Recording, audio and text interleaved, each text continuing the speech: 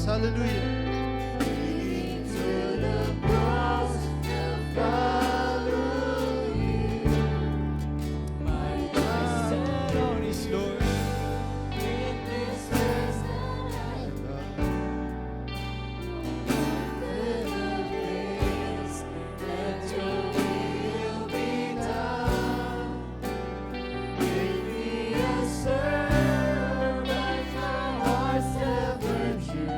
Pastor Joe.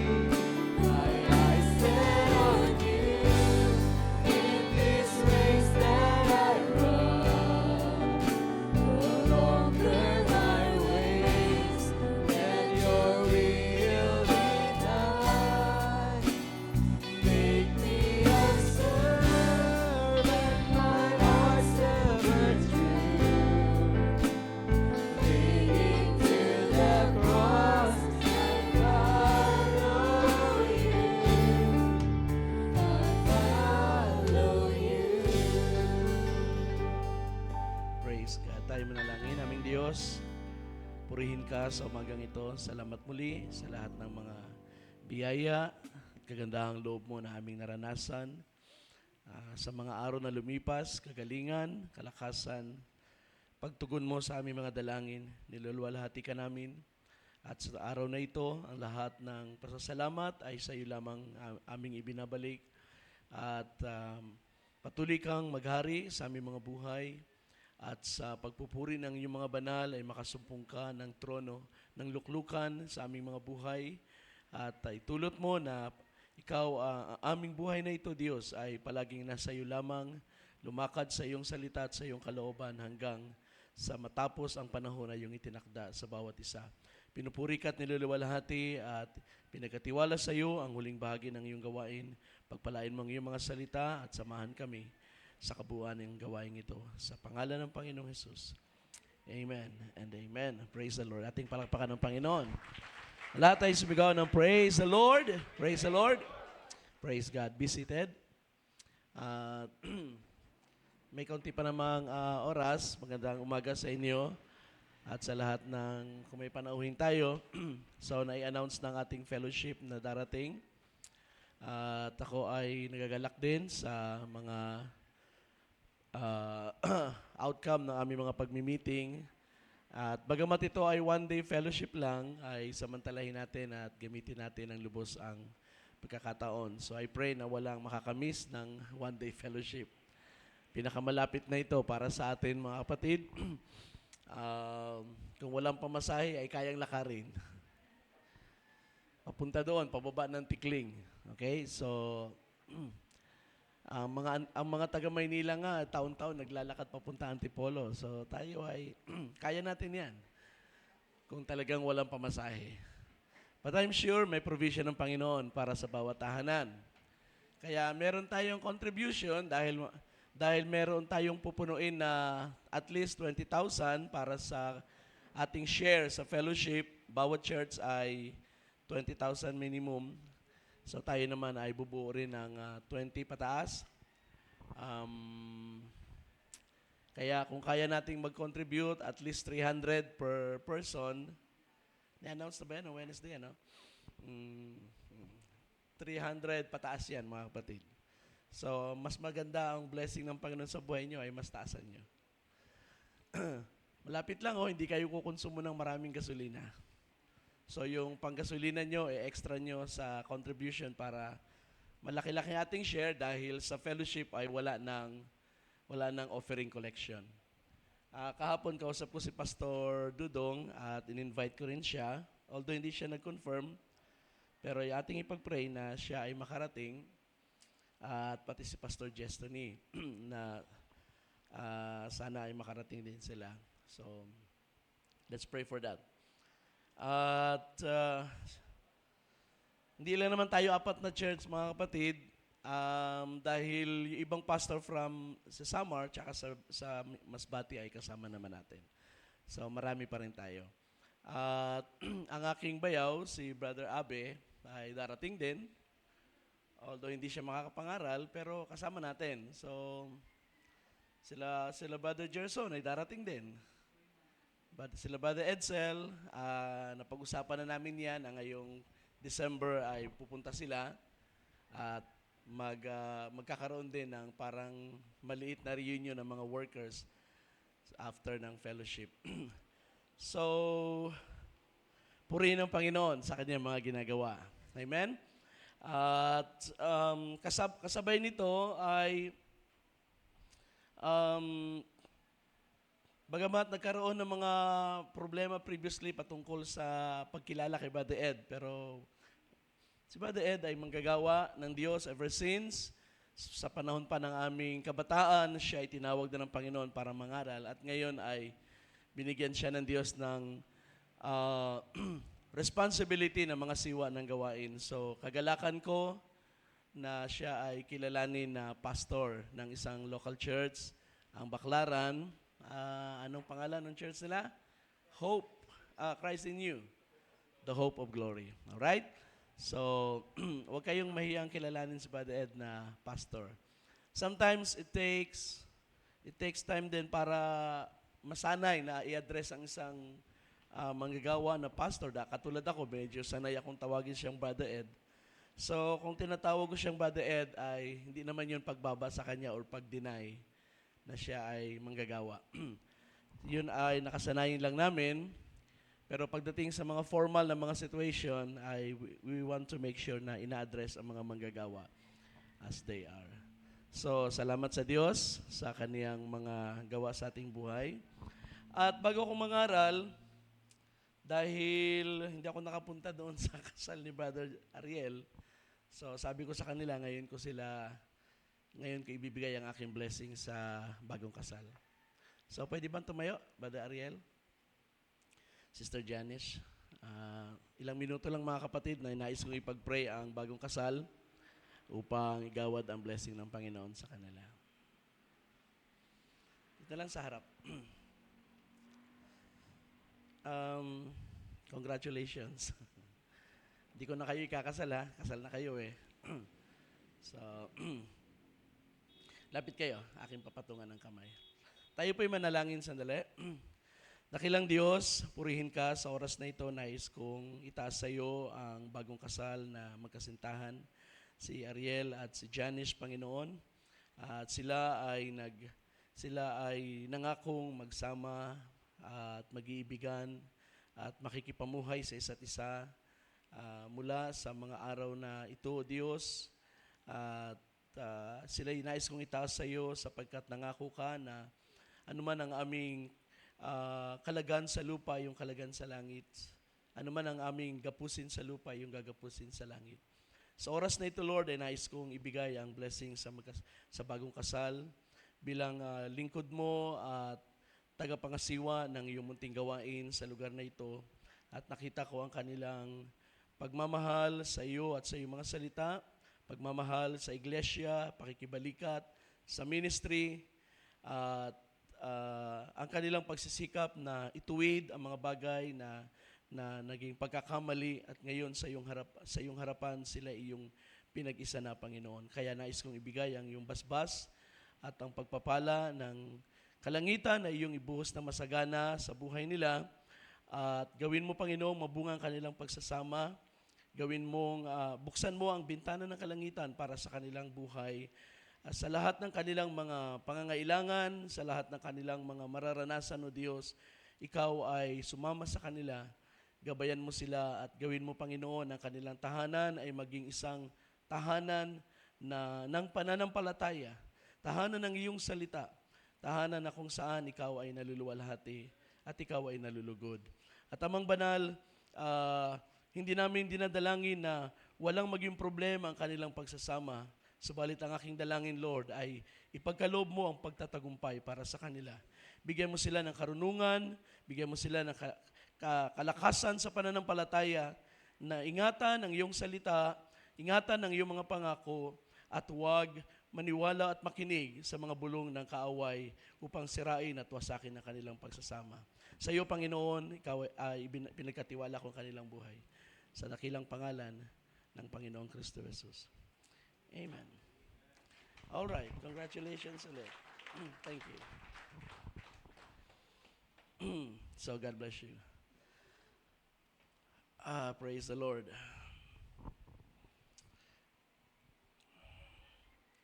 Salamat din sa Panginoon dahil 3 araw akong hindi halos lumalabas ng kwarto para kahit sa bahay dahil sa talagang namaga yung aking paa. At kahapon lang nagsimulang guminhawa at naiapak. So I was thinking na baka kung mag-extend ng hanggang Sunday ay talagang mahihirapan tayo. But ang Diyos ay totoong mabuti. Ang totoo niyan, mas maganda pakiramdam ko ngayon sa paa ko kaysa noong nakaraang Sunday.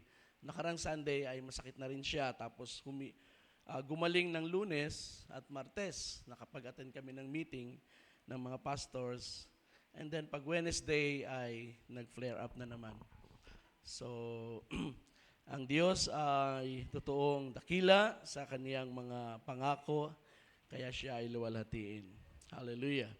So, ngayon naman ay kagalakan kong magbahagi muli ng salita ng Diyos sa inyo. Samahan niyo ako sa Luke chapter 4. Ating basahin ang ating teksto sa verse 27. Ang ating paksa ngayon ay, of course, ang series natin, The Testimony of the Scripture. At ang bahaging ito ay ikalawang bahagi ng aklat ng mga hari. So tayo ay nasa 2 Kings. Pero ang verse 27 ng Luke chapter 4 ang ating gagamiting teksto. So pinag-aralan na natin ito noong nakaraan about Elijah. Kaya yung verse 27 na lang ang nais kong basahin. And there were many with leprosy in Israel in the time of Elisha the prophet. And none of them was cleansed, but only Naaman the Syrian, or Naaman the Syrian. Praise the Lord. Ang Diyos magpala sa kaniyang mga salita. Binasa ko ito sapagkat kung paanong si Elijah ang primary character sa 1 Kings, si Elisha naman ang primary character sa 2 Kings. Ano? At ang kanilang ministry ay connected. Of course, nasabi ko na sa inyo na ang 1st and 2nd Kings it is one book. Sa Hebrew canon ay isang aklat lang ito, and most likely isa lang ang nagsulat. At ganun pa man, pagdating sa ating Bible ngayon, sa ating Christian Bible ay hinati ito probably because para hindi masyadong mahaba, sapagkat mahaba ang account. And in fact, sa 2nd Kings ay mas marami tayong mababasang historical account ng mga hari ng Israel. Sa kabuuan ng 1st and 2nd Kings, ang Israel, nahati ang Israel, di ba? Ang kaharian ay nahati sa dalawang kingdom, Northern Kingdom, Southern Kingdom. Sa North ay ang Kingdom of Israel at sa South ay ang Kingdom of Judah. So dito sa 2nd King, yun ay pinagpapatuloy lang ang history ng magkahiwalay na kaharian, bagamat naka-intertwine din ang kanilang mga events. So, sa Northern Kingdom, ang Kingdom of Israel ay nagkaroon ng 20 hari simula kay Jeroboam. So we are not counting Solomon and David. Sa Book of Kings, ang Israel, ang kaharian ng Israel ay nagkaroon ng 20 kings from Jeroboam the first sa divided kingdom at hanggang kay King Hoshea. Sa panahon ni King Hoshea, ang kingdom of Israel ay completely na wipe out, nilusob ng Syria o ni Amon. Tama ba yan? Amon? Nilusob ng Syria ang Samaria at na-conquer ang Northern Kingdom. So sa panahon niya ni King Hoshea. So from Jeroboam hanggang kay Hoshea, 20 kings at ang span of time ng Kingdom of Israel ay 256 years. Sa south naman, sa Kingdom of Judah, ay nagkaroon din ng 20 kings. Kasama na dito ang isang reyna na naghari, si Atalaya. Subalit, ang Kingdom of Judah ay mas mahaba ang panahon, 393 years. Mula kay Rehoboam hanggang sa huling hari si King Zedekiah or Zedekiah. Sa panahon ni King Zedekiah, winasak ng Babylonia ang Jerusalem at ang templo ng Diyos doon, sinunog. Sa panahon ni King Zedekiah. Pero ang paglilingkod sa Babylonia ay hindi nagsimula kay King Zedekiah. Ito ay nagsimula sa kaniyang, I think, ama or lolo, si Jehoiakim. Ama, kung di ako nagkakamali. Kay Jehoiakim nagsimula ang servitude o ang paglilingkod ng mga Hudyo sa ilalim ng kapangyarihan ng Babylonia. So, doon nagsimula yung 70 years na captivity. Pero ang pagkawasak ng Jerusalem ay nangyari kay King Zedekiah at ang pagka-wipe out ng kingdom. So, all in all, it's 393 years. So, ang Kingdom of Judah ay mas mahaba ng, I think, 137 years kaysa sa Kingdom of Israel. Naging mas mabilis ang pagkawasak ng Kingdom of Israel because of their sins, yung kanilang mga pagsuway. In fact,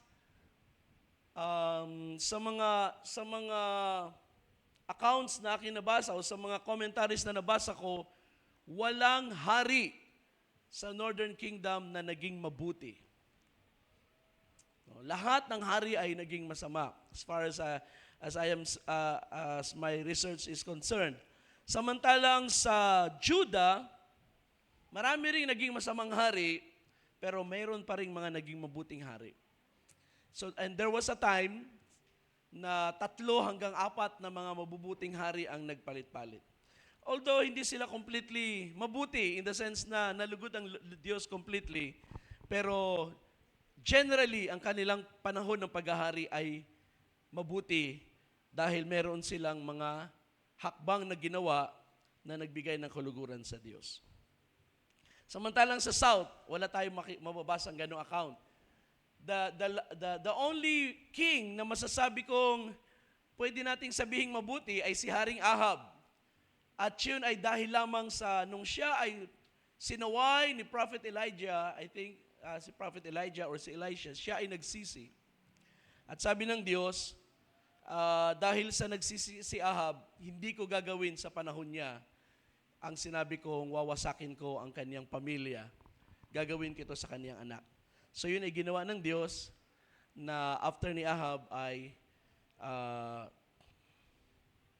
sa kaniyang anak, ang kaniyang anak ang huling hari sa kaniyang dynasty at na-wipe out ang family nila. So, meron akong illustration, siguro i-share ko muna ito sa inyo. I don't know kung mababasa hanggang likod o meron namang ano dyan. 3 ito eh. Wala doon? Oo, sige, pwede rito. Sige, tatlo yan. So, isa-isahin lang muna natin. Medyo maliliit, ano? Pero ito ay basically, ito ang timeline ng paghahari ng dalawang kingdom. Ito yung north, ito yung south. Ang unang mga hari dito sa taas ay si Jeroboam at sa baba naman sa Judah ay si Rehoboam. So ito yung kanilang timeline at ang isang gusto ko lang maipakita sa inyo na bagamat ito ay panahon ng mga hari, pero karamihan ng mga propeta ay lumitaw din sa panahon na ito, especially yung mga even minor prophets na tinatawag like Prophet Joel, Prophet Micah. Sa panahon ni Ahab ay si Elijah, at sa panahon ni pagkatapos ni Ahab kay Joram, Ahaziah, Joram, Jehu, Jehoahaz ay nagminister si Elisha. So ito ang panahon ni Elisha at ito ang ating bibigyan ng panahon ngayon sa pag-aaral. So after ni Jehoash, patingin ng pangalawa. Medyo mahaba kasi kaya pinutol ko. So dito sa taas, ito si Prophet Joel sa panahon ni Jeroboam II at si Prophet Jonah ay sa panahon ni Jehoash. So contemporary ang mga prophets na ito ay contemporary ng mga hari. Si Prophet Amos ay sa panahon ni Jeroboam.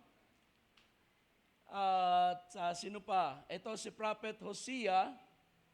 Minor prophet lang ito pero medyo mahaba ang kanyang panahon ng pagmi-minister mula sa panahon ni Jeroboam hanggang sa hanggang sa pagkawasak ng Samaria, hanggang kay Haring Hosea. So ito ang ministry ni Hosea, Prophet Hosea. And then si Prophet Isaiah ay lumitaw din sa panahon na ito, so halos contemporary sila.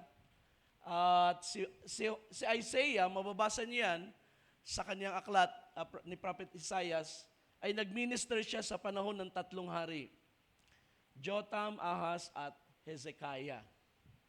Itong si Hezekiah, ito yung hari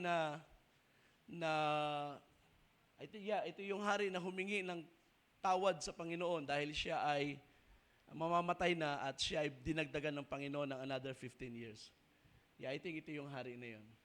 And then si Prophet Micah ay halos kasabayan ni Propeta Isaiah.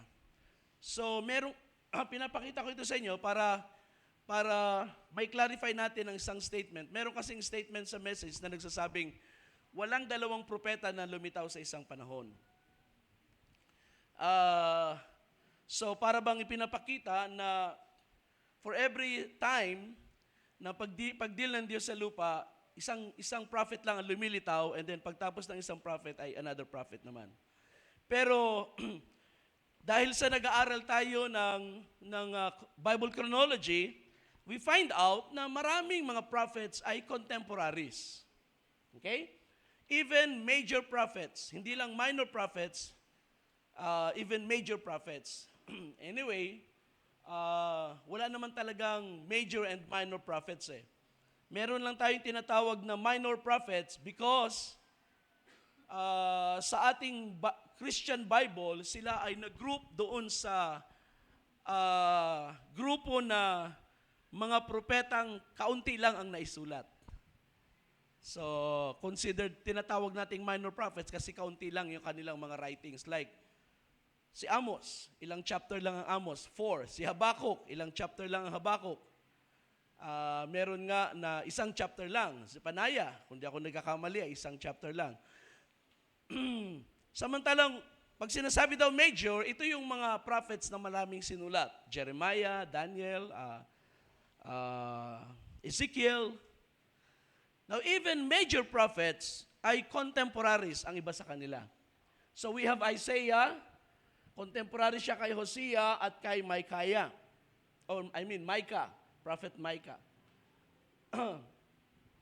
Pangatlo, sa pinakadulo ng history nila, medyo mahaba ito, pero itong huling bahagi na ito dito ay wala na ang Samaria na wipe out na, ang nag-exist na lang ay ang kingdom ng Judah. Sa panahon na ito ay dito nag-minister si Nahum, and then si Habakkuk, Zephaniah, Obadiah, Ezekiel, Daniel, at Jeremiah. Si Daniel ay nagsimula sa panahon na ni Jehoiakim na sila ay dinala sa Babylonia. So ito nasa panahon na ng Babylonia. Si Prophet Jeremiah ay nagminister bago mawasak ang Jerusalem hanggang sa panahon ng pag-rule ng Babylonia sa mga early years. Si Ezekiel ay nag-prophesy sa Babylonia. So yung kanyang writings ay mostly sinulat outside of Israel. Siya ay nasa lupain ng Babylonia. So sila ay contemporaries actually. So I hope that clarifies the statement, no? Kaya napakahalaga na tayo ay nag-aaral ng kasulatan para hindi tayo nakatayo sa salita lang ng tao. Ang salita ng tao ay it's not the final word, di ba? God's word is always the final word. So, yung account natin, ang total noon ay 393 years hanggang sa huling hari na si King Zedekiah. Yan ang kabuuan ng panahon ng mga hari. Monarchy. Ang karamihan sa mga prophets na ipinakita ko sa inyo dito sa illustration ay hindi nabanggit sa Book of Kings. Maliban kay Elisha at kay Elijah. At yung ibang prophets na binanggit sa 1 Kings na walang writings. Pero yung mga prophets na may writings na ating nababasa na part ng Bible ay part sila ng history sa panahon ng mga hari, bagamat hindi natin sila mababasa sa Book of Kings. So, that clarifies many things, mga kapatid, dahil minsan ang konsepto ng mga nagbabasa ng Biblia, ang aklat ng Bible ay parang yung pagkaka-arrange nila ay iyon na rin ang pagkaka-arrange ng history. But that is not the case. Okay? So during the period of the kings, around 12 prophets ang nagminister sa Israel, not counting the prophets that have no writings. Yung mga prophet na walang writings. Sa period ng divided kingdom, there were 12 prophets. Beginning with Elijah, 13 prophets kasama si Elijah. So hanggang kay Ezekiel, kung isasama natin si Prophet Ezekiel, although siya ay nasa panahon na ng captivity, nagmi-minister. So maraming prophets ang Diyos. Ibig sabihin, totoo ang salita ng Biblia na nagsasabing, ang Diyos ay hindi nawala ng saksi. Sa lahat ng panahon, sa panahon na kasaysayan ng kaniyang bayan, ang Diyos ay laging mayroong witness. Nag-iwan ng Diyos ng patotoo, dala ang kaniyang salita, at ang lahat ng mga propeta ay nangusap patungkol sa ating Panginoong Hesus. Sa aklat ng mga hari, hindi natin halos makita, wala tayo halos makikita ang prefigurations ni Jesus Christ dahil sa una, ang account ng mga hari ng Israel ay masasabi nating most of them ay mga masasamang hari na hindi lumalakad sa kalooban ng Diyos or sometimes partial ang kanilang paglilingkod sa Diyos. Sa mga early years, sila ay faithful. Sa latter years na kanilang buhay, sila ay tumatalikod sa Diyos. Sa early years, sila ay nagtitiwala sa Diyos. Sa latter years ng kanilang buhay, sila ay nagiging mayabang. Katulad ni Haring Uzziah. Si Haring Uzziah, when he was young, masunurin sa Diyos, faithful sa Diyos, pero nung siya ay pinalakas at pinayaman ng Diyos, naging mayabang siya. At nag-attempt siya na mag-perform ng duty sa templo na hindi naman niya trabaho. At dahil doon, siya ay sinaktan ng Diyos. Kaya, sa Book of Kings, I find out, especially sa 2 Kings, sa ating paksa ngayon, I find out na kung merong prefiguration ni Jesus Christ sa aklat ng ikalawang hari, ay ifo-focus ko ito sa dalawang karakter na ibibigay ko sa inyo ngayon. Ito ay si Prophet Elisha at si King Jehu. Ganun pa man, sa kahabaan ng kasaysayan ng Israel, tandaan natin na hindi nawala ng Diyos ng witness. Ang ministry or sabihin natin, ang pagpapakilala ng mga prophets kay Kristo ay mababasa na natin yan sa kanilang mga writings. So sa ibang panahon natin yan mapapag-aralan kung itulot ng Diyos. Pero dito sa ating babasahin na Book of Kings or 2 Kings, magfo-focus na lang tayo sa dalawang karakter, and that is Elisha the prophet and King Jehu. So, hindi tayo mahaba ngayon. Dalawa lang ang ating karakter.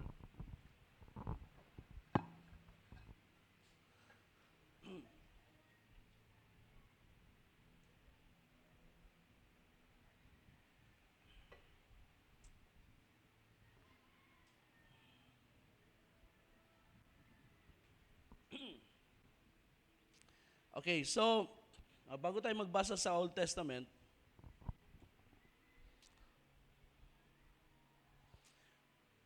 gusto kong sabihin din una na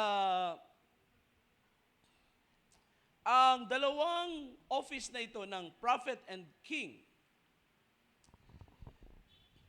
as far as God's purpose is concerned, prophets are prefigurations of Christ. And so are kings. Si Jesus ay tatawaging hari ng mga hari at siya ang tinatawag sa Bible na the prophet. Sa isang hula ni Propeta Moses sa Deuteronomy ay naka-embed sa mga kautusan ang isang prophecy patungkol sa paglitaw ng isang propeta na katulad ni Moses. At ang prophecy na yun ay hindi lang yun tumutukoy sa paglitaw ng mga prophets who will follow a pattern na katulad kay Moses, but that statement has become a prophecy about the coming Messiah who will be the prophet. At siya inabangan ng mga Israelites sa kasaysayan nila at maging hanggang sa panahon ni Jesus, ay inaabangan ang paglitaw ng propeta na iyon. Sa panahon ni John, ang isa sa mga tanong ng mga Hudyo ay, ikaw na ba ang propetang yaon? Are you that prophet? At ang sagot ni Juan ay, hindi. Sino ka? Ako ang tinig ng sumisigaw sa ilang. I am the voice of one crying in the wilderness. So meron siyang specific role, hindi pa siya yung the prophet na inaabangan nila.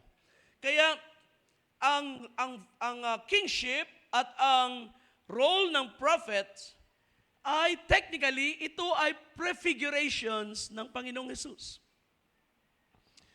Every prophet that rise up is supposed to speak the words of God as Christ would. And every king na lilitaw at luluklok sa trono sa Israel, they are supposed to rule according to God's desire, according to God's purpose. Sila ay pinalitaw para maghari ng ayon sa kalooban ng Diyos. But most of the prophets or should we say, all the prophets, and all kings sa Old Testament, they failed in different ways. Even the best kings na meron ng Israel, sabi ng isang account na nabasa ko, si Haring David, ang ultimate example of a king na lilitaw sa Israel. Even the best kings ng Israel, King David, failed. Nag-fail pa rin siya sa harapan ng Diyos. He had failures. He committed sins na worthy of death if not for the grace of God.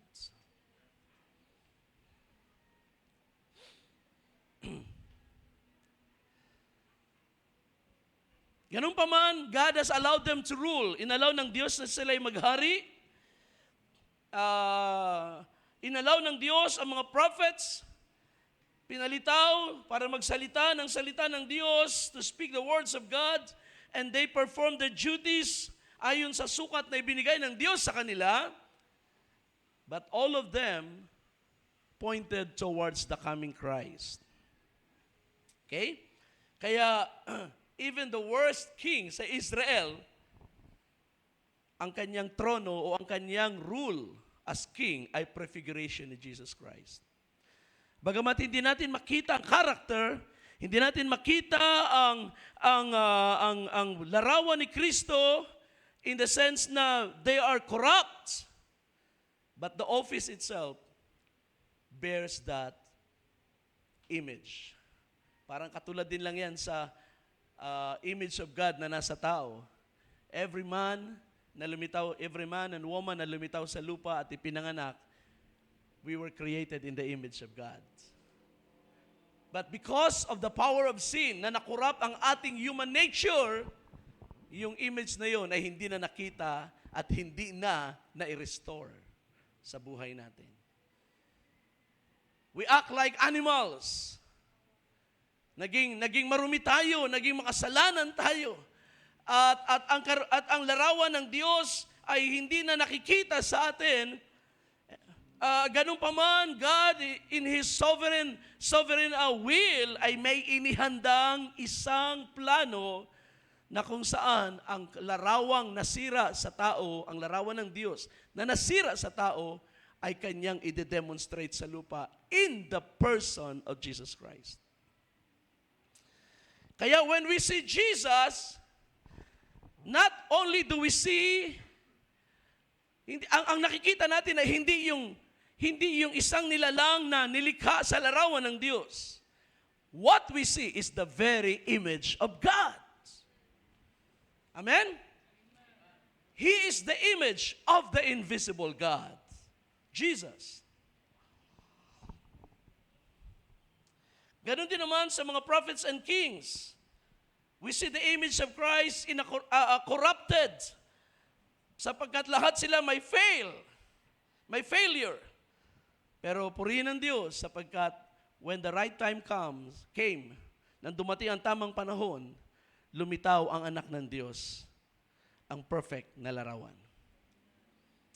At sa Kanya ay na-restore ang tunay na ministry, what it means to be a prophet of God and what it means to be the king na uupo sa trono ng Diyos. So, that's how I see it, mga kapatid, sa Bible. The office of kings and prophets are prefigurations of the Lord Jesus Christ. At salamat din sa Diyos sapagkat kahit man karamihan ng mga hari ay corrupt, meron pa ring mga maliliit na, parang sabihin natin, ray of light na kung saan we can see Christ prefigured in their lives. And so it is with the prophets of God. So, gusto ko lang bigyan sa inyo ng diin ang dalawang karakter na ito. So, how did Elijah prefigured Christ?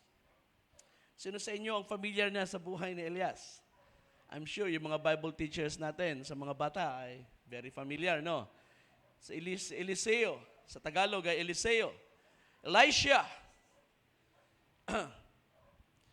Kung ating mapapansin, maraming mga bagay na nangyari sa ministry ni Elisha na prefiguration ng ating Panginoong Hesus. Unang-una, si Eliseo ay, anong tawag natin dyan? Elisha, basahin ko muna sa English. Elisha was preceded by Elijah. In other words, bago lumitaw si Elisha sa kanyang ministry, ay meron munang Elias na nauna sa kanya.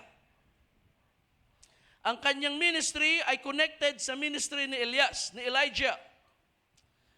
At ito mismo ay nagpapakita ng ministry ni Jesus Christ na connected sa ministry ni John. Na paglitaw ng Messiah, ang kanyang ministry ay pangungunahan ng isang Elias. Saan natin yun mababasa? You can read that in Luke chapter 1. Hindi pa pinapanganak si Juan Bautista, kinausap ng anghel ng Diyos ang kanyang ama. At anong sabi ng anghel kay Zacarias? Ang iyong anak ay magiging dakila sa paningin ng Diyos. He will be great in the sight of the Lord, and he will be filled with the Holy Spirit from his mother's womb. Speaking of Elijah. Pero anong trabaho ni Elijah? Sabi sa verse 16, he will turn many of the sons of Israel back to the Lord their God, and it is he who will go as a forerunner before him in the spirit and power of Elijah, to turn the hearts of fathers back to their children, and the children to the attitude of the righteous, to make ready a people prepared for the Lord. So ang ministry ni Elijah ay hindi niwala sa panahon ng paglitaw ng Panginoong Hesus. Ang Elijah ministry ay bumalik sa lupa para ano? Para i-introduce ang Messiah. So in that sense, makikita natin na si Elisha ay, in a sense, ay inintroduce ni Elijah. Although sa history ng Israel, ay mas popular si Elijah kaysa kay Elisha, no? Pero kung babasahin naman natin ang account ng Book of Kings, mas visible si Elisha kaysa kay Elijah. Mas mahaba ang panahon ng ministry ni Elisha kaysa kay Elijah. Kung babalikan niyo yung illustration kanina, ang panahon ng pagmi-minister ni Elisha ay about 60 years. Maraming hari ang dumaan sa panahon ng kanyang ministry. Samantalang si Elias ay maikli lang ang kanyang panahon. Ito'y sa panahon lang ni Ahab hanggang sa pagsisimula ng panahon ng anak ni Haring Ahab. At makikita natin na ang ministry ni John the Baptist, alam niyo kung gaano kahaba ang ministry ni John the Baptist? 6 months. 6 months. Pero masaya siya. Hindi siya nakaramdam na dehado siya. 6 months lang ako mangangaral. At pinugutan pa. Sapagkat ang trabaho niya ay simple lang, i-introduce ang Messiah. So in a sense, ay pwede natin makita na si Elijah ay lumitaw, pero ang bulk ng ministry ay hindi sa kanya. Ang bulk ng ministry ng Elijah ay magpapatuloy hanggang kay Elisha, kaya si Elisha ay mayroong anointing ng Elijah. Katulad sa makikita natin sa panahon na nagkaroon ng transition sa ministry, we call that the time of Elisha's anointing. Hindi naman siya literal na binuhusan, pero nung si Elijah ay kinuha ng Diyos, ay nahulog ang balabal, at ang balabal na yun ay napunta kay Eliseo, at nakuha niya ang double portion ng anointing. And so, dito pa lang ay makikita natin na si Elisha ay paglalarawan ng darating na Messiah. Pangalawang bagay, of course, Elisha was anointed by Elijah. Bagamat walang literal na pagbubuhos ng langis na nangyari, as I have said, sa 2 Kings chapter 2, mababasa niyo rin yung account na si Elijah ay kinuha ng Diyos sa pamagitan ng ipo-ipo, ng whirlwind, at naroon si Eliseo para masaksihan yon. At sabi ni Elijah, pag nakita mo akong kinuha ng Panginoon, mangyayari yung iyong kahilingan. Kaya nung makita ni Eliseo na si Elias ay kinuha ng Diyos in a whirlwind, ay inangkin niya na ang double portion ng anointing ni Elias ay napunta sa kanya. Kaya maraming ginawa si Elias na ginawa ni Eliseo. At higit pa. So ano makikita natin doon sa panahon ng pagsasalin ng ministry kay Elijah patungo kay Elisha? Saan natin ito maiko-connect sa ministry ni Jesus? Well, hindi ba sa Matthew chapter 3, merong nangyari na kung saan si Jesus ay bumaba doon sa ilog ng Jordan at siya'y lumapit kay Juan Bautista para magpabautismo. At si Juan ay umaayaw. Sabi niya, Panginoon, hindi ito mangyayari. Ako ang kailangan mong bautismuhan. Pero anong sagot ni Jesus sa Matthew 3? Allow it. Pahintulutan mong mangyari ito, sabi niya, allow it at this time, for in this way, it is fitting for us to fulfill righteousness. So in short, kailangang mangyari yun because there is a picture in the Old Testament that Jesus wants to fulfill. At yun ay ang pagsasalin ng ministry mula kay John, mula kay Elias patungo kay Eliseo, at mula kay John patungo kay Jesus. Of course, ang anointing ay hindi bumaba mula kay Elias o hindi sumalin mula kay John the Baptist at napunta kay Jesus. But the Spirit of God came down, sabi ng Biblia, at na-witness ito ni John. He saw it.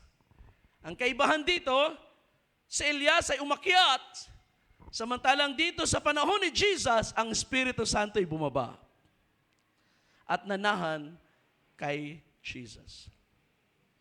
Of course, Jesus was the Son of God. He is the center of the story. Si John ay, kumbaga sa pelikula, ay sidekick.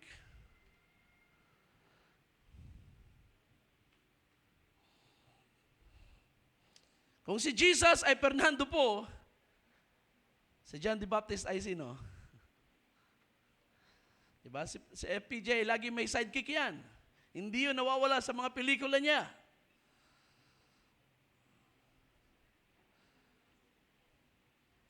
Pero masaya si John sa kanyang ministry.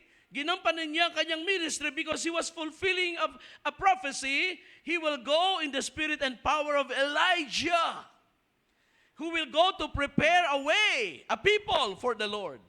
At ganun ang ginawa ni John at inihanda niya ang daan para sa pag-ministry ng ating Panginoong Hesus. Pangatlong bagay, how Elisha prefigured Christ ay sa ganitong paraan.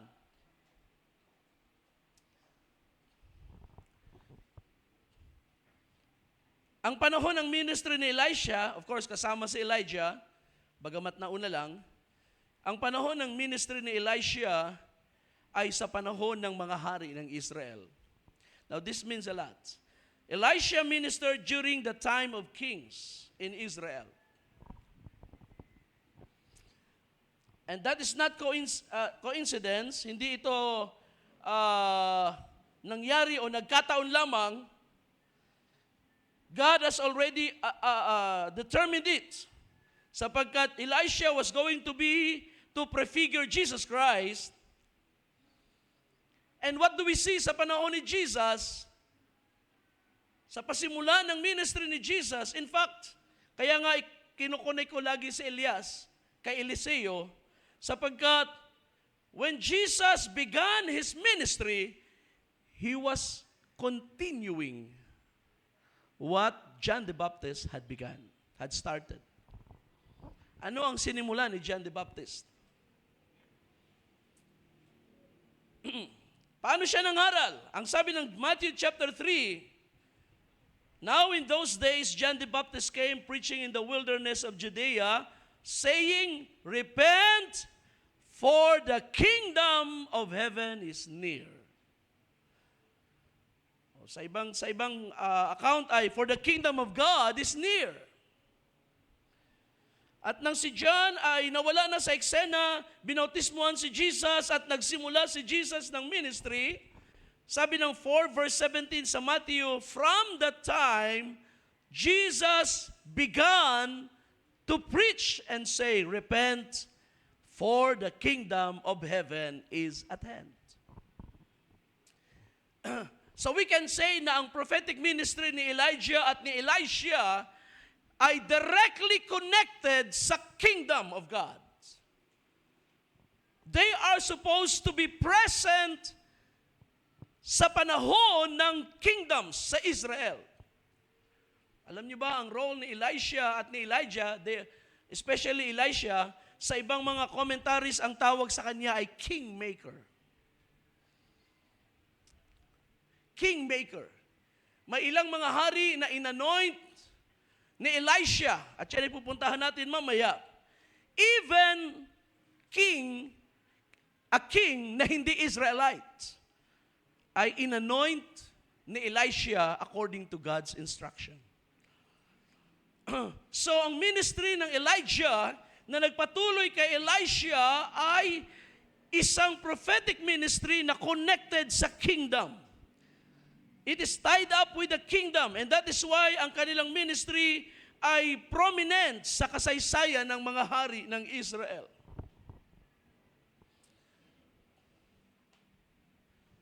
Nang si Jesus ay dumating sa lupa, nang si John ay nagsimulang mag-minister, at nang si Jesus ay nagsimula na rin mag-minister, ang kanilang inintroduce ay ang kaharian ng Diyos.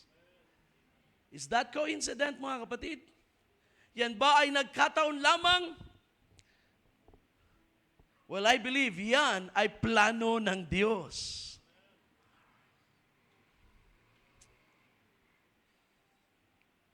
I believe it was God's design na bago lumitaw ang kaharian ng Diyos sa lupa, it will be introduced by prophets.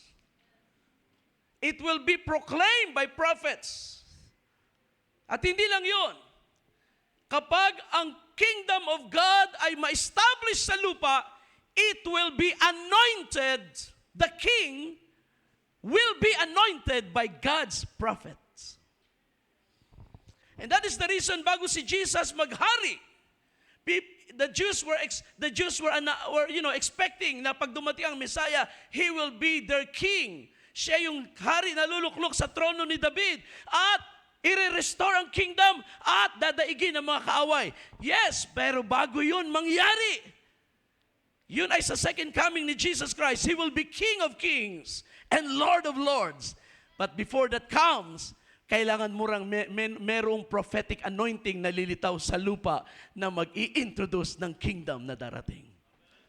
And that is why we have Elijah anointing kay John the Baptist, proclaiming the kingdom, preparing the people, and then ito ay ipinagpatuloy ni Jesus, announcing the kingdom of God. So nagsimula siya sa ministry preaching, repent, for the kingdom of heaven is near. And towards the end of His ministry, ang mga Hudyo ay nakatingala, umaasa pa rin. Panginoon, i-restore mo na ba ang kingdom ngayon? Nung siya ay na-resurrect na, sa Acts chapter 1, ang mga disciples ay nag-expect, Panginoon, i-restore na ba ang kingdom ngayon? Pero hindi pa nangyari. Dumating ang dispensation ng Holy Spirit. At ang Holy Spirit, kung ating bibigyan ng analogy from the Old Testament, ang dispensation ng Holy Spirit ay dispensation ng prophetic, in which the Spirit of God moves sa buhay ng mga tao. At ito ay nag-i-introduce ng Kingdom of God. Alright, so I believe Elisha prefigured Christ in that sense. They introduced the kingdom, he ministered during the time of kings, and Jesus introduced the kingdom of God sa lupa. Pang-apat, so maikli lang ito. Pang-apat, in what way Elisha prefigured Christ? Well, Elisha's ministry was filled with signs and wonders. Kung ating bibigyan ng panahon para bilangin, mga kapatid, I think sa panahon ni Elijah, ang number of miracles na na-perform ni Elijah is about 8 miracles. Sa panahon ni Elisha, it is 15 or 16. So it's practically double ayon sa hiningi niya. A double portion of your anointing. So in that sense, ay pwede nating sabihin na na-fulfill nga. Double anointing na Elijah ang napunta kay Elisha. But ang gusto ko ipakita sa inyo ay ang ministry ni Elisha ay puno ng signs and wonders simula nung siya ay masalo niya o makuha niya ang mantel ni Elijah, yung balabal ni Elias, hanggang sa si Elias, hanggang sa si Eliseo ay patay na. His life, even to his death, is full of miracles.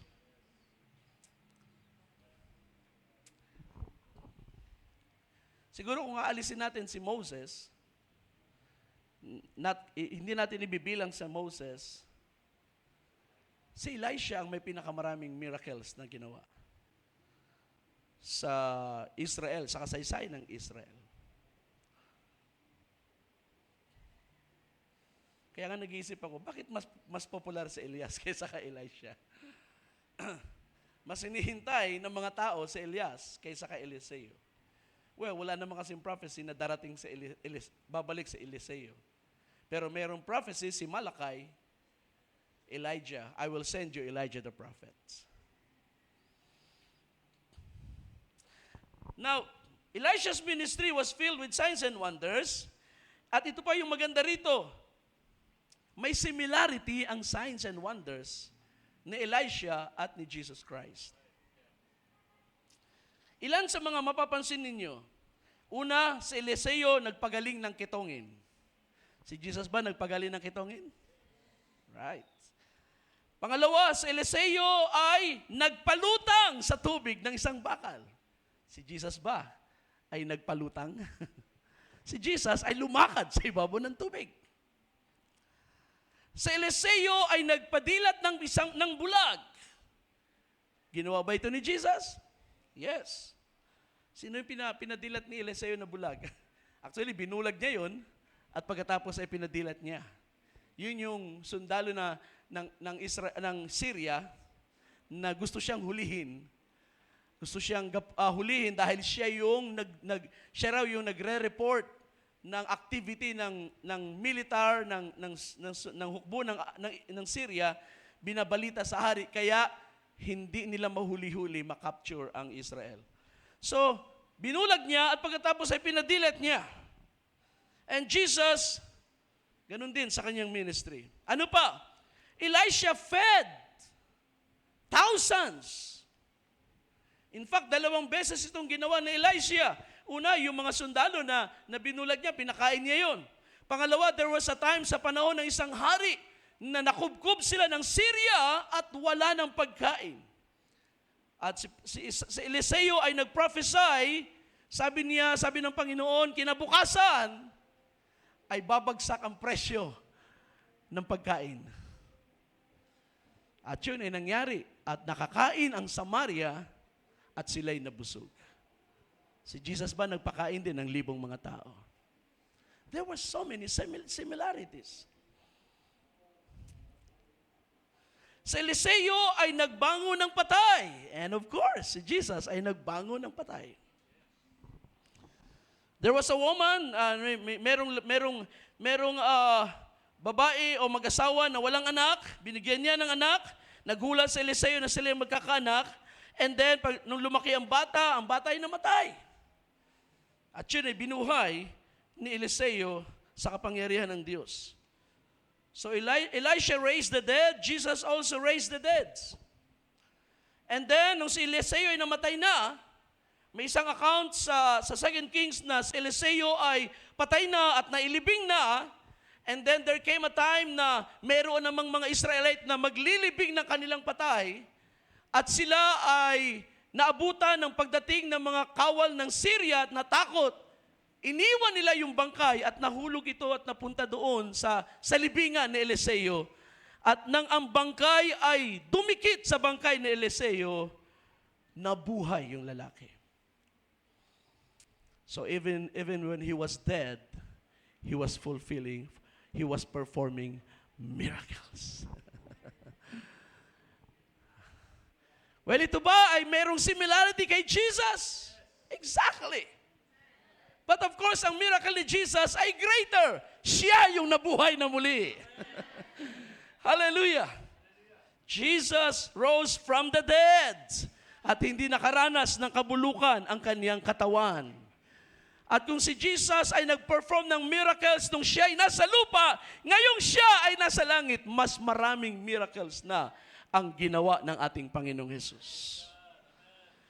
His resurrection is even more powerful than His earthly ministry.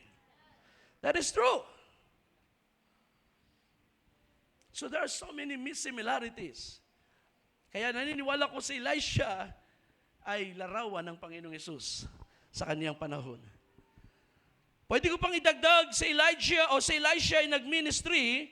Ang ministry ni Elisha ay nangyari sa regions na pagdating sa panahon ni Jesus, that region is called Galilee.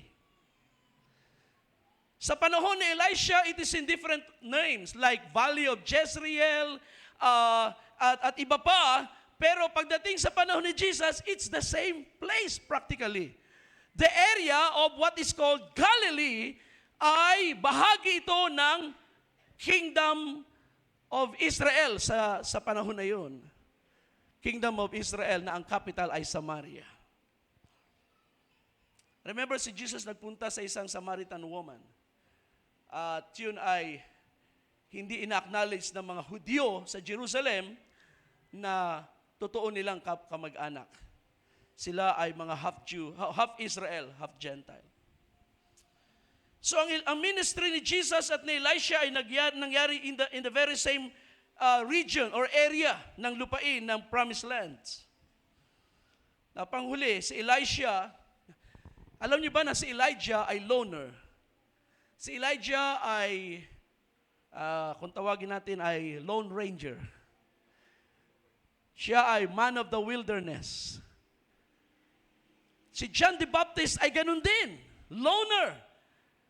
Nagsimula siya o lumaki siya sa wilderness. Bagamat ang tatay niya ay si Zacarias at sila ay nakatira sa isang city, pero when John was growing, siya ay dinala ng Espiritu ng Diyos sa wilderness, naghanda sa kanyang ministry ng pag-introduce sa Messiah. So si Elijah at si John ay may similarity. Si Elisha ay si Jesus ay meron ding similarity in the sense na si Elisha ay accompanied by a school of prophets. At ang school of prophets na ito ay nauutusan niya, hindi lang niya tinuturuan, kundi nauutusan niya at sila ay nagpa-perform ng duties in His behalf. At nang si Jesus Christ ay nag-ministry after ni John, marami siyang mga followers and disciples na nakatulong niya sa ministry. Well, that says a lot, mga kapatid. Nakikita niyo ba si Jesus kay Elisha? Di ba? It's a beautiful picture. Considering na, of course, hindi natin ito makikita unless we read, we have the Gospels. Pero kung wala ang Gospel, what do we know? But you see, kaya nga masasabi natin na even Jesus, sabi niya, I did not come to destroy the law, but to fulfill the law. To fulfill the words of the prophets in the volume of the book. It is written of me, I come to do your will, O God. At ito'y isa lamang sa katibayan na yan. Now, sinabi ko na ang ministry ng prophet ay prefiguration ni Jesus Christ. So hindi ko na elaborate ang bagay na yan. Elisha was one of them. So how did Jehu prefigured Christ? Finally, I want to say about Elisha. Pareho sila ng pangalan. Elisha and Jesus means the same. Jesus means Yahweh is salvation. Elisha means God is salvation. Okay? Now, sa part ni Jehu,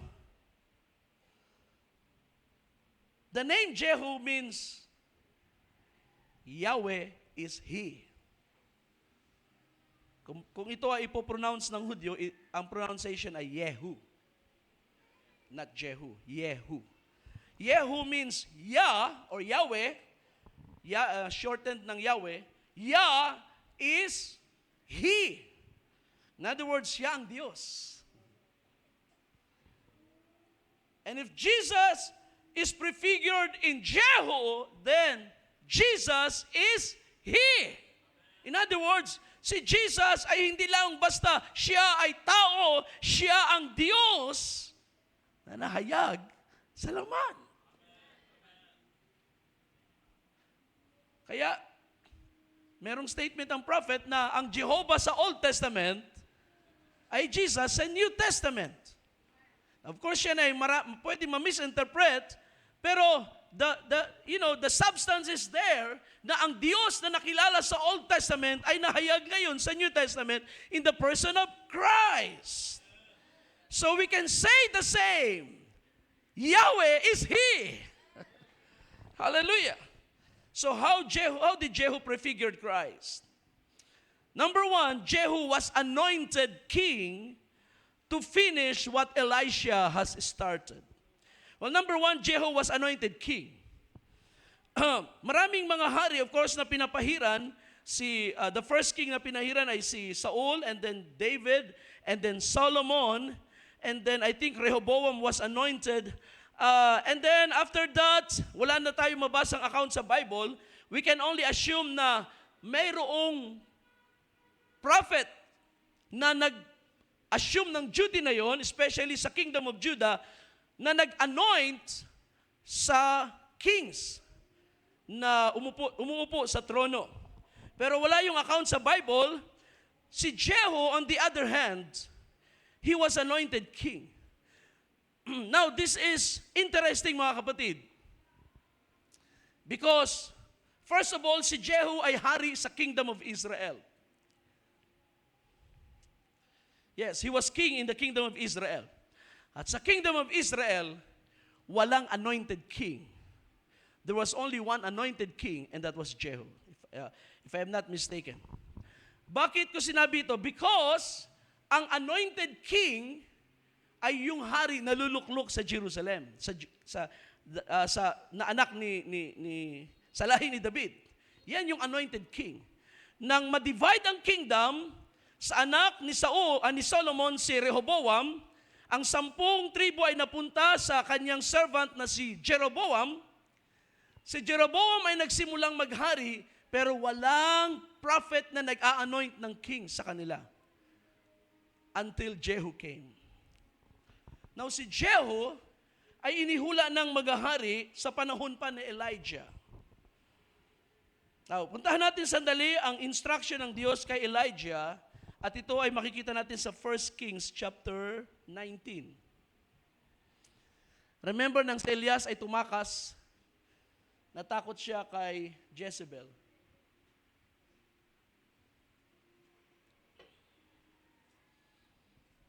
At siya napunta sa isang kuweba at sabi niya, Panginoon, ako na lang ang natitira. Ito ang sabi ng Diyos sa kanya.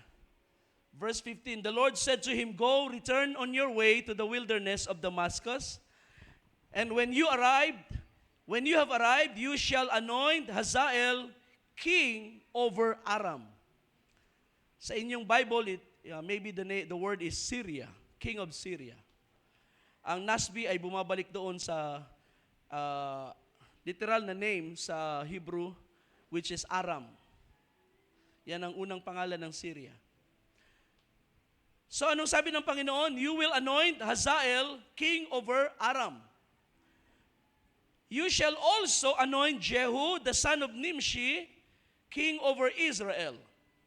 And you shall anoint Elisha, the son of Shaphat, of Abel Meholah, as prophet in your place. And it shall come about that the one who escapes from the sword of Hazael, Jehu shall put to death, and the one who escapes from the sword of Jehu, Elisha shall put to death. So ito yung instruction ng Diyos kay Elijah. So bumalik si Elijah, however, isa lang sa 3 utos ng Diyos ang nangyari, ang na-fulfill ni Elijah. And you can guess that sa verse 17.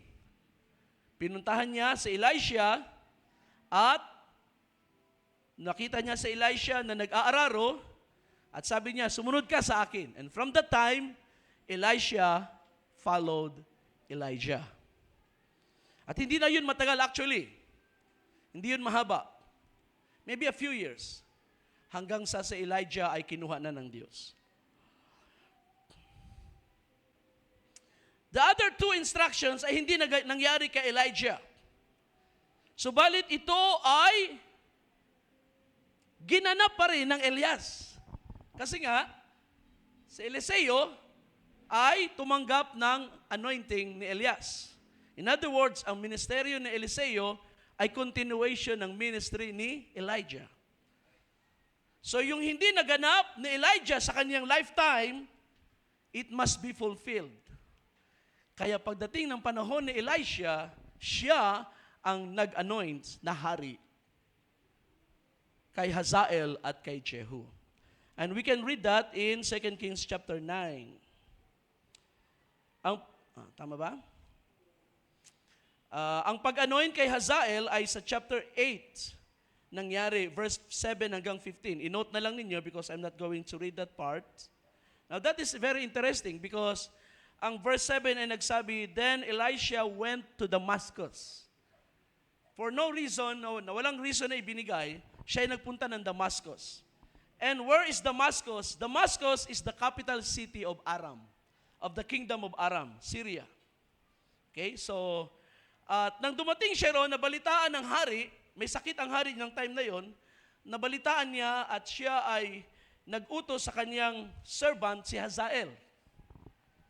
At si Hazael ay inutusan niya na pinapupunta kayo, inimbitahan kayo ng hari dahil siya ay may sakit. At si Eliseo ay parang nagpapatanong ang hari kung siya ba ay mabubuhay pa. Well, ang sabi ni Eliseo ay ganito. Well, sabi mo sa hari, siya ay mabubuhay pa. Pero ang totoo niyan, siya ay mamamatay na. At tinitigan niyang mabuti si Hazael, at habang tumitingin, nakatitig si Eliseo kay Hazael, si Hazael ay parang nag-blush, at nakita niya si Eliseo ay umiiyak. At sabi niya, bakit ka umiiyak? Sabi ng propeta, because I know what you will do to my people. Sabi niya, anong ibig mong sabihin? Ano ang kaya kong gawin?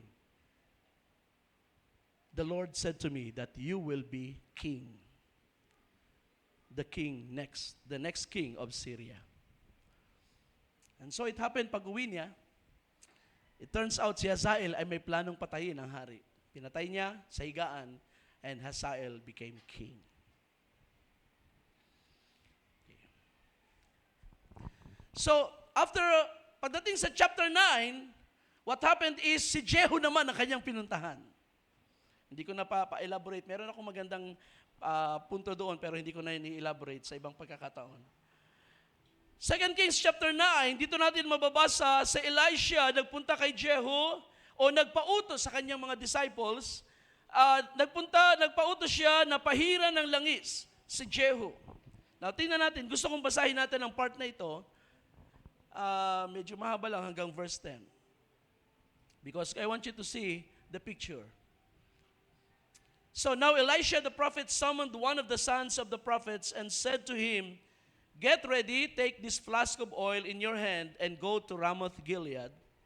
When you arrive there, then look there for Jehu the son of Jehoshaphat, the son of Nimshi, and go in and have him get up from among his brothers and bring him to an inner room. Then take the flask of oil and pour it on his head and say," now, this is the word of the Lord. "This is what the Lord says. I have anointed you king over Israel. Then open the door and flee and do not wait." Parang patago ito eh. In the same way, nung si David ay pinahiran sa bahay ng kanyang ama, patago din yun. Because there was a sitting king, may nakaupong hari. So this would be treason. Sabi ni Eliseo, pagkatapos mong ibuhos, tumakbo ka. So the young man, the servant of the prophet, went to Ramoth Gilead. When he arrived, behold, the commanders of the army were sitting, and he said, "I have a word for you, commander. And Jehu said, "For which one of us?" And he said, "For you, commander." Then he got up and went into the house, and the prophet's servant poured the oil on his head and said to him, "This is what the Lord, the God of Israel, says. I have anointed you king over the people of the Lord, over Israel, and you shall strike the house of Ahab your master, so that I may avenge the blood of my servants, the prophets, and the blood of all the servants of the Lord at the hand of Jezebel. For the entire house of Ahab shall perish, and I will eliminate from Ahab every male person, both slave and free in Israel.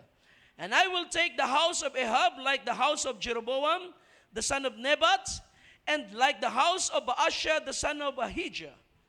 The dogs will eat Jezebel in the territory of Jezreel, and no one will bury her." Then he opened the door and fled. Mahaba pala yung instructions. Now the point is this, mga kapatid. Jehu was God's anointed king sa kingdom of Israel. And God anointed him for a purpose. Okay? Now remember, ang nag-anoint sa kanya, bagamat ang inutusan ay isang estudyanteng propeta, pero ang nag-anoint sa kanya in that sense ay si Eliseo, si Elisha pa rin. In other words, because the instruction came from God, it came to Elijah, ito ay itutuloy ni Elisha, and through a student prophet, a disciple, Elisha was the person who anointed Jehu. At ano ang goal ng Diyos? Anong purpose ng Diyos? Well, ang mababasa natin dito na meron ng Diyos maraming purpose. Una, pupuksain niya ang bahay ni Ahab. Siya ay guilty sa lahat ng mga servants ng Diyos na pinatay. Remember, kung babalikan yung istorya sa panahon ni Elijah, bago lumitaw si Elijah, maraming prophets ang pinatay. Dahil kanino? Kay Jezebel. Sabi ng Diyos, iwa-wipe out ko ang sangbahayan ni Ahab, papatayin ko si Jezebel, at walang maglilibing sa kanya, didilaan ng mga aso ang dugo ni Jezebel, at sabi niya, pupuksain ko ang idolatry sa Israel. In fact, mga kapatid, yan ang ginawa ni Jehu sa mga sumunod na chapters, sa chapter 9 hanggang sa chapter 10.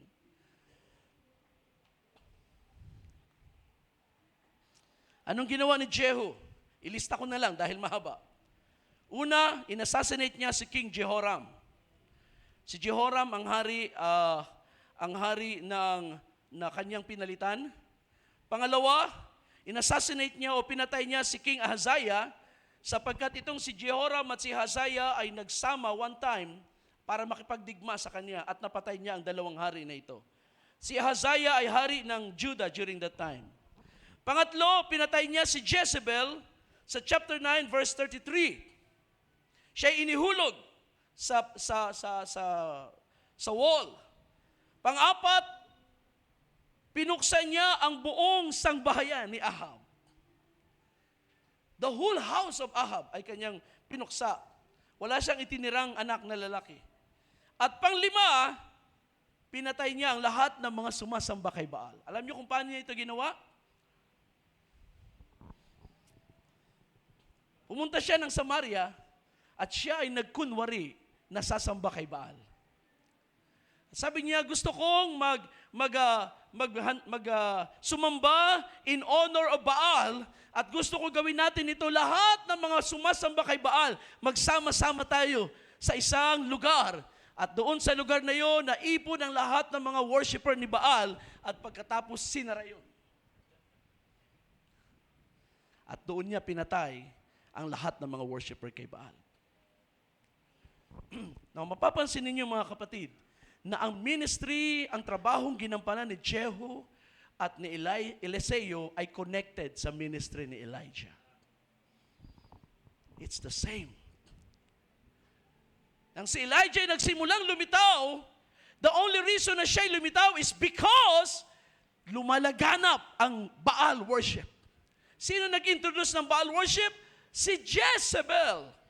Si Jezebel ay prinsesa ng Sidonia at siya ay inasawa ni King Ahab at nagdala ng Baal worship sa Israel. And God, namuhi ang Diyos at ito ay kanyang hinarap. Nagkaroon ng famine and then sa dulo ng famine ay nagtawag ng apoy si Elijah at sabi niya, if Yahweh is God, the God who answers by fire, He will be God.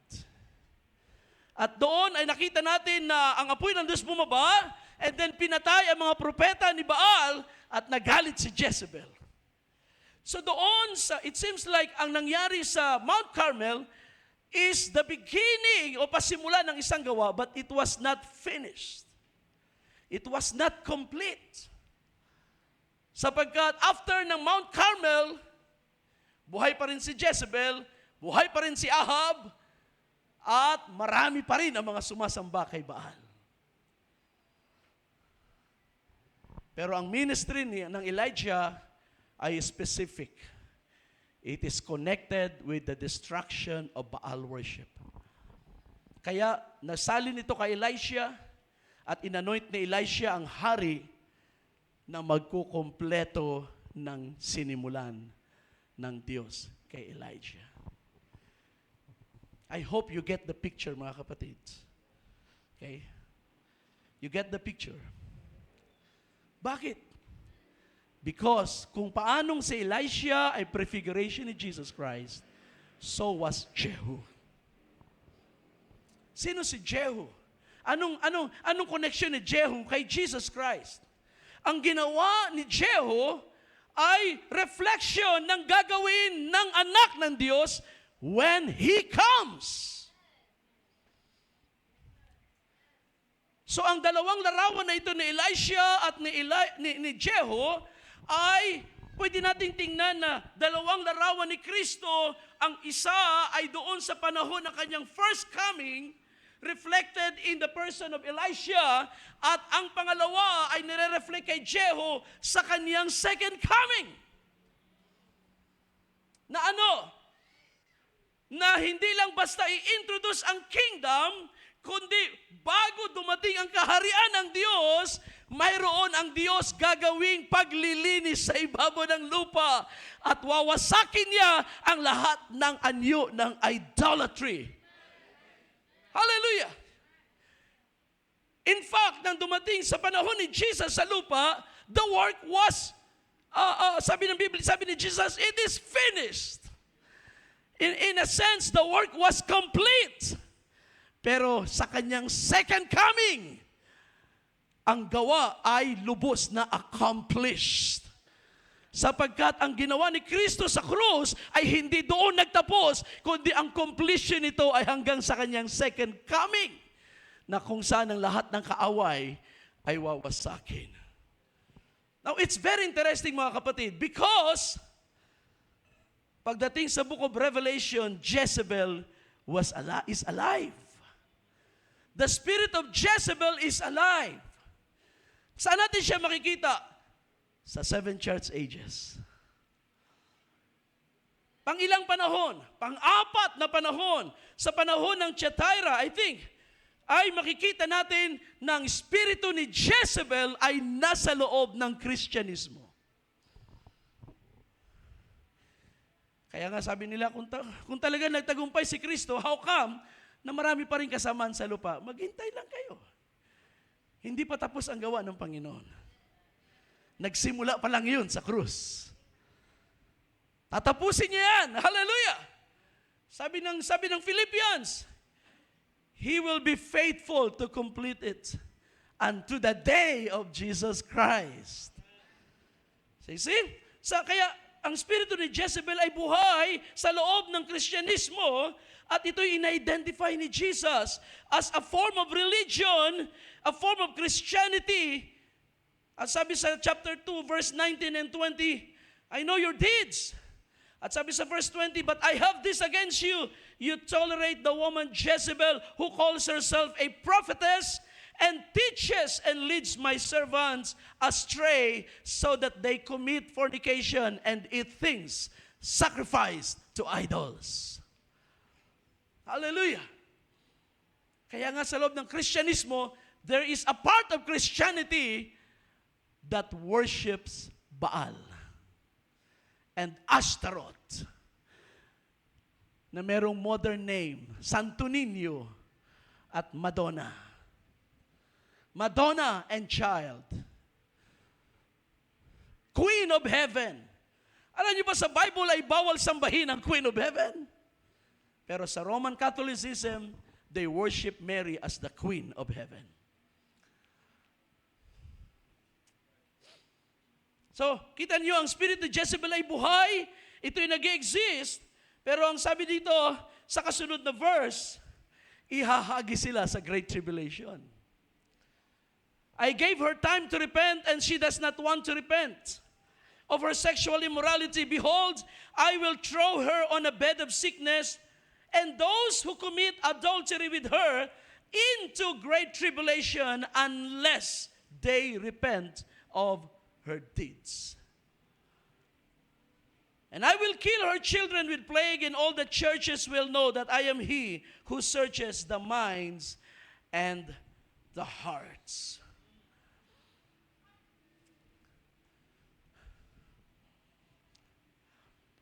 Gusto kong sabihin na kung ang idolatry sa mga Hindu at sa mga Muslim or sa ibang religion ay abomination sa Diyos, it is even worse kapag yung sumasamba sa mga Diyos-Diyosan ay nagpapakilalang Kristiyano na. Katulad lang yan sa panahon ng Israel. Ang mga bansa ay idol worshippers na. But it became worse nang ang Israel na ang sumamba sa Diyos-Diyosan. God must judge them right there. See? Kaya ang mga nagsasabing Kristiyano, subalit may Diyos-Diyosan sa buhay nila, hindi lamang literal na idol, kundi meron pa rin Diyos-Diyosan in different forms sa kanilang puso, maliban kay Kristo, ay ihahagis ng Panginoon sa malaking kapighatian, Great Tribulation, malibang sila ay magsisi. Kaya, ang Jezebel ay nag-exist pa rin. Bagamat sa panahon ni Elijah, ni John the Baptist, sa panahon ni Jesus Christ, even sa panahon ng mga apostles, ay na-expose na ang spirito na yan ng Antichrist. It exists continuously. It still lives. Pero ang kanyang final destination ay sa wrath of God.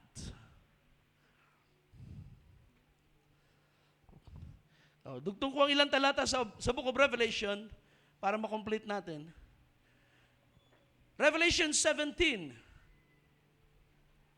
Dito sa Revelation 17, ang image ay hindi Jezebel ang dinescribe, kundi the great whore. Di ba? Babylon the Great, mother of abominations and all idolatries. Mother of harlots and abominations. Yes. Dito yan sa Revelation chapter 17. Nakita na natin kung sino or kung anong institusyon ang nire-represent ng mother of harlots na yan. It's the Roman Catholicism.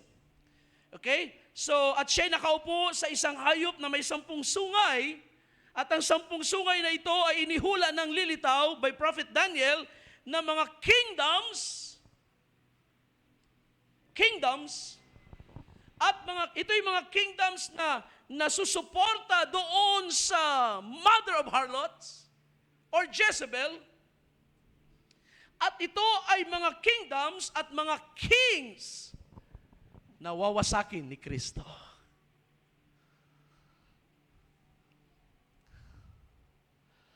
Sabi sa verse 12 ng Revelation 17, the 10 horns which you saw are 10 kings who have not yet received a kingdom. Sa panahon ni John, wala pa sila. But they receive authority as kings with the beast. Sa paglitaw ng beast sa huling panahon, for 1 hour. These have one purpose, and they give their power and authority to the beast. Bibigay daw nila ang kanilang kapangyarihan sa hayop. Ibig sabihin, magpapagamit sila sa diablo sa panahon ng tribulation. Pero sa dulo, they will make war against the Lamb. Saan mangyayari ito? They will wage war against the Lamb. Sa lugar na tinatawag na Battle of Armageddon. Sa Battle of Armageddon. Now, incidentally, ang Armageddon, geographically, is the very same place na tinatawag sa panahon ng Book of Kings as the Valley of Jezreel. And this Valley of Jezreel, sa boundaries ng valley na yan, ay ang mga cities ng Samaria, Migdol, at iba pa na mga primary cities sa Baal worship. They will wage war against the Lamb, and the Lamb will overcome them. Sa Battle of Armageddon ay maghaharap ang pwersa na yan, ang army ng Antichrist ay maiipon sa Valley of Megiddo, at ang kalaban nila ay ang kordero. They will wage war. Pero nakasulat na, the Lamb will overcome them. In other words, si Kristo ay nakadestinong wasakin ang mga hari na nakipag-apid kay Jezebel. So, the same spirit na gumalaw kay Jezebel at nag-influence sa mga hari ay the same spirit na ngayon ay nakatakdang puksain ng Panginoon. Si Kristo mismo ay siya ang pinahiran to destroy Jezebel. Siya ang pinahiran para wasakin ang mga hari na katulad ni Ahab. Siya ang pinahiran para puksain ang Baal worship sa ibabaw ng lupa. And when Jesus comes, the work that Elijah has begun will be accomplished. Hallelujah! Glory to God! And that's the reason kung bakit hanggang sa huling panahon, may Elijah ministry. Di ba? Nakita nyo ba ang Elijah ministry sa huling panahon? Sabihin na lang natin, ilang paggawa or ilang beses ba ang Elias ay inihulang magmi-minister? Una, si Elias, the person Elijah. Pangalawa, tumuloy ito kay Elisha. Pangatlo, Si John the Baptist. John the Baptist will minister in the power of Elijah, spirit and power of Elijah. Pang-apat, kay William Branham. He was prophesied as Malachi 4 na magpipihit ng puso ng mga anak pabalik sa mga magulang. There we have witnessed the Elijah ministry in our day. And because of this Elijah ministry, lumitaw ang bride ni Kristo na inihahanda para sa kanyang pagbabalik. Sa huling panahon. Well, meron pang panlima. Sa Revelation chapter 11, you will find out na bago lumitaw ang Antikristo, mayroong isang panahon na sa Israel ay may lilitaw na 2 witness. At ang 2 witness na ito ay mayroong ministry na similar sa 2 Old Testament character. Ang isa ay similar ang ministry kay Moses at ang isa, ang pangalawa, ay similar ang ministry kay Elijah. So we can say Elijah comes 5 times sa lupa. Bakit? Because ito ay connected sa 2 bagay. Ang maipakilala ang Messiah, ang anak ng Diyos, na hari ng mga hari at Panginoon ng mga Panginoon. Pangalawa, wasakin ang Jezebel at ang kanyang Baal. Idolatry. Kaya kailangan lumitaw ulit ang spirit, ang anointing na yan sa huling panahon para i-expose ang gawa ng kaaway in a way na hindi kayang gawin ng isang ordinaryong preacher na katulad ko o ng isang popular na preacher sa YouTube. They cannot possibly do it unless they were anointed to expose Jezebel and Baal worship. Hallelujah!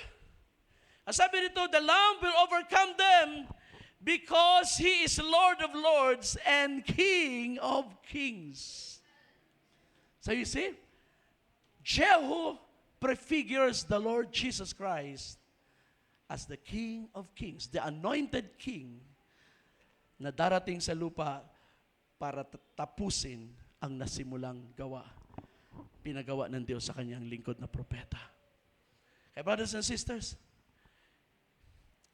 ang Book of Kings ay punong-puno ng maruming mga karakter ng mga masasamang hari. Pero sa loob ng istorya noon ay naka-embed ang malaking gawa ng Diyos. Na hindi natin makikita kung atin lang babasahin portion ng Book of Kings. But because binigyan tayo ng Diyos ng privilege na mabasa ito from beginning to end at makita natin ang picture, we see the Lord Jesus Christ. Naalala niyo ba sa Garden of Eden? The very same day na ang tao nahulog sa kasalanan at isinumpa ng Diyos, on that very same day, God provided salvation in the future. Anong sabi ng Panginoon? Sinumpa niya ang serpent, sinumpa niya ang babae, at sa gitna ng curse na yon, may binitawan ng Diyos ng salitang nagbigay ng pag-asa. Glimmer of hope.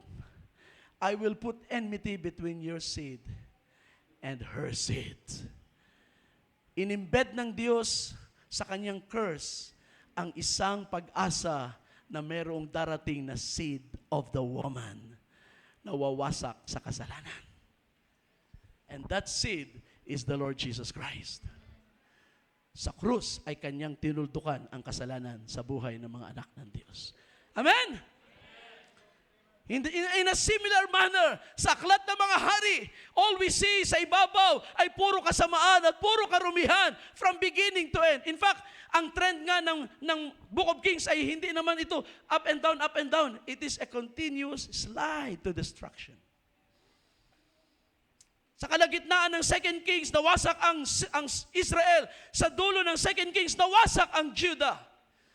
Pero doon sa gitna ng kasamaan na yun na nangyayari sa panahon ng Israel, may ibinaon ang Diyos na salita na at ngayon ay nakikita natin na merong magandang plano ang Diyos.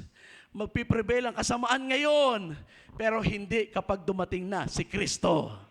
Yung hindi kayang gawin ng mga hari sa lupa, yung hari ng mga hari ang tatapos at magfulfill at mag-accomplish. Yung hindi kayang gawin ng mga propeta sa Book of Kings ay gagawin ng ating Panginoon Jesus sa kanyang panahon. Glory to God! Hallelujah! Kaya, it is only true, totoo, ang salita na nagsasabing, si Kristo ang pag-asa nating lahat. Siya ang pag-asa ng kaluwalhatian. Siya ang pag-asa ng sanglibutang ito. Labas kay Kristo, there is no hope for the world. Dami ng mga taong nagsabi sa atin, hindi mo na ako magsisimba, ayusin ko ang buhay ko. You can never possibly do it. Sapagkat without Christ, there is no hope. Without Jesus Christ, there is no possibility ng buhay ng tao ay maging maayos. Maaaring palamutian mo yan ng pera, pagandahin mo yan ng mga ari-arian, pero ang dulo pa rin yan ay distraction. Jesus is the only hope, hallelujah, for mankind. Glory to God. Hallelujah, lalo na para sa atin ng mga tao ng Diyos, mga taong may tipan sa Diyos. Kung tayo lalayo sa Diyos, tatalikod sa pananampalataya o bibitaw sa pag-church dahil gusto nating ayusin ang ating buhay, anak ka ng Diyos, that cannot possibly happen. Ang restoration mo ay sa piling ni Kristo. Ang prosperity mo ay nasa piling ng Panginoon. Hallelujah! Ang kaginhawahan mo ay kay Kristo mo yan makukuha sa loob ng tipan. And that is why ang mga tao ng Diyos ay tinatawagan bumalik sa tipan sa Diyos. Hallelujah! Glory to God.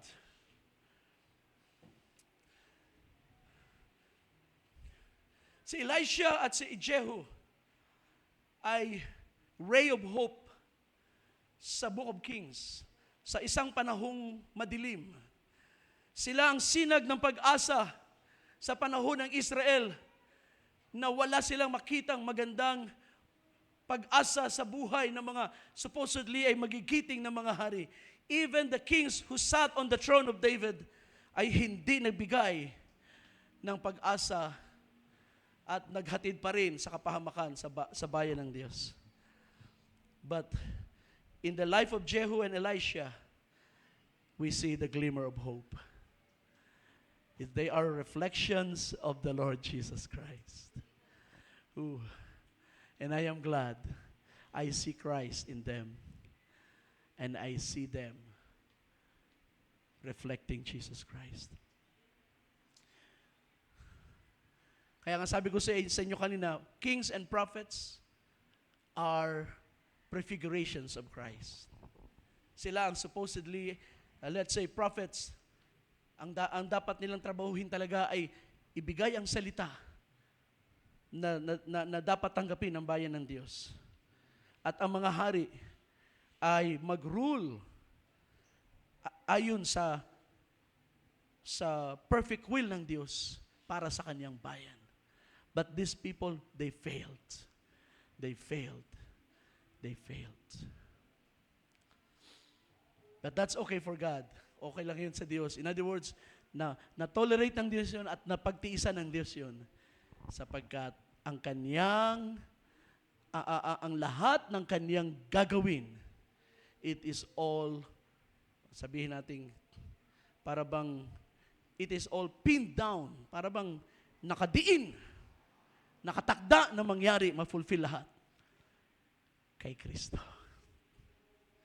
All of those offices, kings, prophets, even priests, ay mga appointed by God. At kung sino mang mag-assume ng role na yon, ang blessing ng Diyos ay nasa kanila and they are supposed to fulfill God's will. And yet they failed. At yun ang napagtiisan ng Diyos. Because there is one person na kapag dumating, lahat ng failure ay kaya nang i-write off ng Diyos. Because I have one who will fulfill and who has fulfilled my righteousness. Di ba napakagandang isipin, mga kapatid? Alam ng Diyos ang lahat ng ating failures.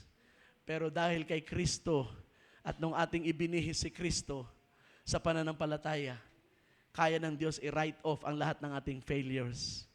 Kaya ng Diyos sabihin, okay na yan, kaya ko nang palagpasin lang lahat ng yan because I see my Son and I am satisfied in Him. Lahat ng hari ay failures, pero kung sila'y sumampalataya like David did, ang kanilang mga failures ay ni-write off ng Diyos at sila'y tatayo pa rin matuwid sa harap ng Diyos. David, you have failed me so many times, pero napalagpas ko ang lahat ng iyon because I see my Son and I am satisfied in Him. Ganon din yun sa atin, mga kapatid. The only one that satisfies God is the Lord Jesus Christ. Christ's righteousness is the only thing that satisfies God. Kaya wag tayong lumakad sa buhay na ito na hubad sa katwiran ni Kristo. Kahit gaano karaming bihis mo ng iyong self-righteousness, they cannot stand before the presence of the Holy God. Pero pag si Kristo ang sayo, nasa iyo na ang lahat. Hallelujah! Nasa iyo na ang lahat. Now, one of the reasons, finally, I'm closing, I would say na, again, sa gitna ng madilim na panahon na kasaysayan ng Israel, ay inilagay ng Diyos ang dalawang karakter na ito to prefigure the Lord Jesus Christ in His first coming and second coming. Upang ipakita na dahil tayo, ang Israel, ay may tipan sa Diyos. Because Israel as a people ay may tipan sa Diyos. Kahit gaano karumi ang kanilang kasalanan, may inalat ang Diyos na provision para yun ay linisin, ayusin. So the same God who judged them in those times is the same God who will restore them back. Kaya ang theology ng mga ng two covenant theology na nagsasabing ang Israel ay wala na sapagkat ang bayan ng Diyos ngayon ay ang church na. They are wrong. Bakit? Because we see in the scripture na ang pagkapili ng Diyos at pagkahirang sa bayang Israel ay hindi magbabago. They were punished, they will be punished, at sa day of tribulation, marami pa rin silang mararanasang pagparusa ng Diyos. But at the end of the tribulation, the nation is restored. Bakit? Because God's covenant stands. God's calling and election are irrevocable. Walang pagbabago at hindi magbabago. Glory to God. Hallelujah. Kung ang tao ay kaya magsabi, sabi ng isang magre-resign, I tender my irrevocable resignation. At yun ang ibig niyang sabihin, hindi na magbabago ang pagre-resign ko. Well, ganun din ang Diyos sa kanyang katapatan. I give you my irrevocable promise. Hallelujah. And that is why we have the Lord Jesus Christ. Let me give you a few verses bago tayo magtapos. Ang kadakilaan ng Diyos ay na-demonstrate hindi sa kanyang kakayanan na magparusa sa masasama.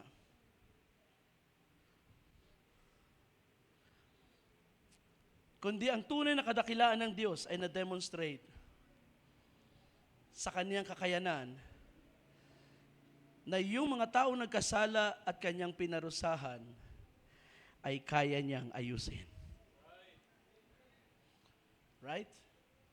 It is in the power of God to save, to redeem, to restore.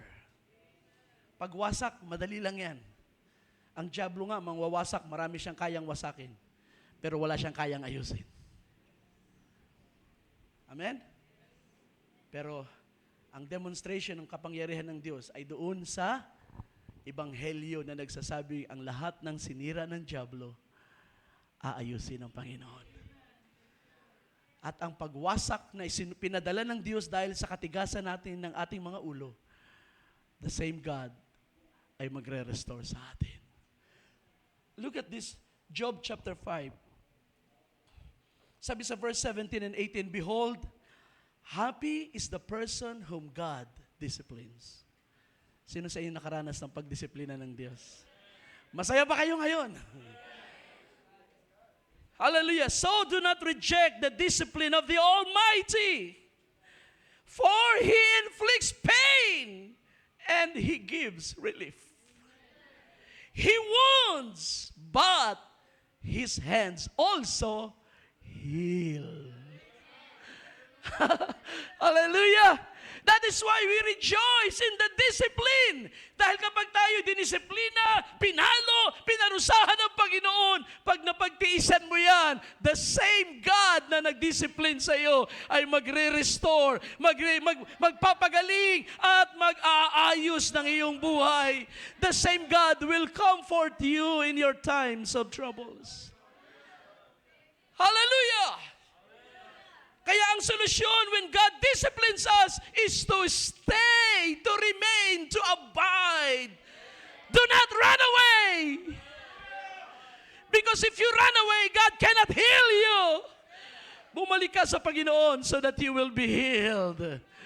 Upang yung sugat na kanyang in-inflict sa iyo at na-acknowledge mo ang kasalanan, parehong kamay rin niya ang magpapagaling niyan at magko-comfort at maghihimas. Anak, kaya kita sinaktan because I love you. At ang dulo nito ay kalakasan at tagumpay para sa iyo. Glory to God. One more. Look, si Hosea ay nag-minister din sa panahon ng mga hari. And I want to read a part of his book. At ito'y panawagan niya sa Israel. Sa panahon ng kanilang apostasy.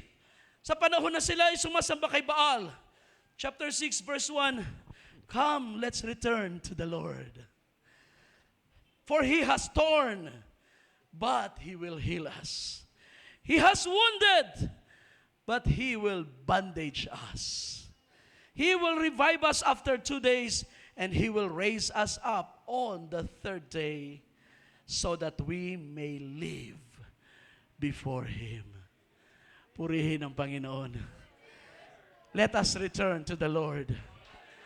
Backslider, return to the Lord. Hallelujah. Don't even think of running away. Your healing is in the hand of God. Your restoration is in the hand of God. Purihin ang Panginoon. Natin siyang palakpakan. Glory to the Lord. Hallelujah. Let us all stand.